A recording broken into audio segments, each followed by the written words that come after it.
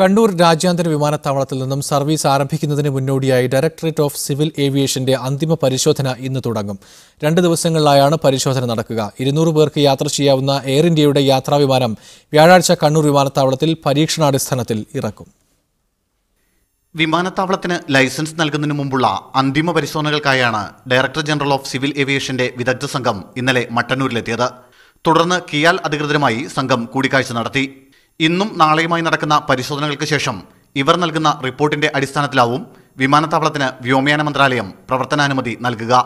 വ്യാഴാഴ്ച 200 പേർക്ക് യാത്ര ചെയ്യാവുന്ന എയർ ഇന്ത്യയുടെ യാത്രാവിമാനം കണ്ണൂർ വിമാനത്താവളത്തിലിറക്കി പരിശോധന നടത്തും. ഇതാദ്യമായാണ് വലിയ യാത്രാവിമാനം കണ്ണൂർ വിമാനത്താവളത്തിൽ ഇറങ്ങുന്നത്.